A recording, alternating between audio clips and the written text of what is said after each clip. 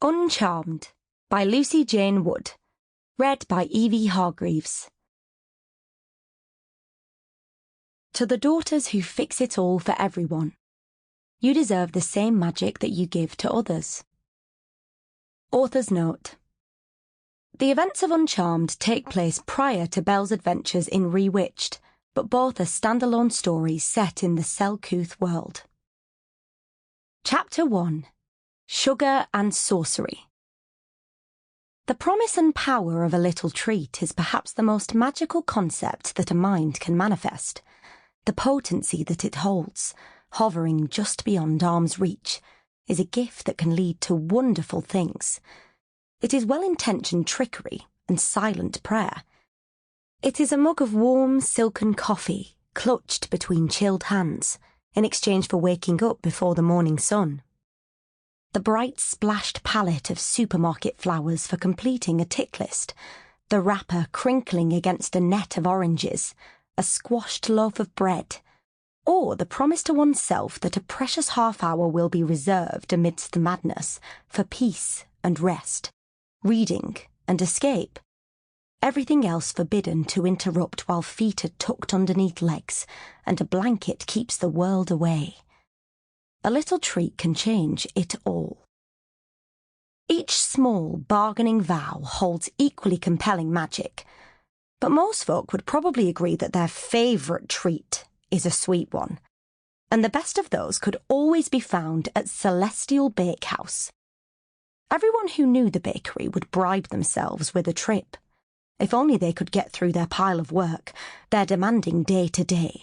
Then the reward would be to follow the scent of toasted cinnamon sugar that trailed down the street until they reached the candy-striped canopy. An otherworldly charm seemed to float on the air at Celeste, as regulars had taken to calling it. The irresistible pull of the place, powder pink and pretty on the corner of London's Maple Row, might well have been explained by the treats inside. Then again, it might also have had something to do with the owner. When Annie Wildwood first moved in and turned the place pink, the bakery had seemed to spring up overnight, appearing one morning as if from nowhere in a cloud of rosy spring light and foggy icing sugar. Word had spread in a matter of days that Celeste and its charming proprietor was something special, bewitching even. The small fact that Annie was indeed a witch was almost by the by. Everything was crafted with love above all. But over her 32 years, Annie had come to discover that sugar and sorcery was a particularly compelling, delicious combination. "I'm afraid Joe just got the last shoe bun," Annie said, gesturing to the older gentleman who was winking and waving on his way out of the shop, delighted at his luck.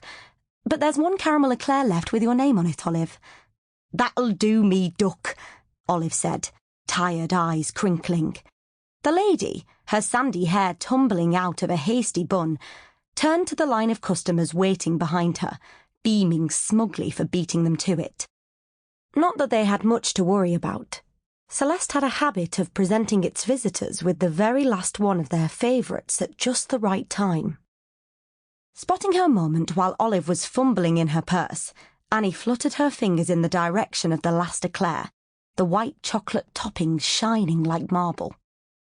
A glint of pale pink papyrus minutiae sparks sprinkled the air and the letters of Olive began to ice themselves in a delicate loop across the glaze. From the moment she'd begun her days at the bakery 5 years ago, Annie had quickly noticed that customers were far too preoccupied with the reason for their sweet reward to realise that anything as insignificant as magic was afoot. Witchery in the non-witchy realm wasn't as tricky to conceal as one might think. Strictly speaking, personalised goodies were not something Annie had time for these days. Since word had spread far and wide about Celeste, she had barely a spare second for the flourishes that she'd treasured at the start. But the little details were what made all the difference. She was not one to cut corners. Annie wanted every Celeste visit to be a special one. "Had a good day?" Annie called back over her shoulder as she lifted the glass dome and took up the eclair with her tongs. A pop of fluffy gingerbread cream bursting through one side of the pastry. The early evening light was pouring through the shop's bay window, turning Sample complete. Ready to continue?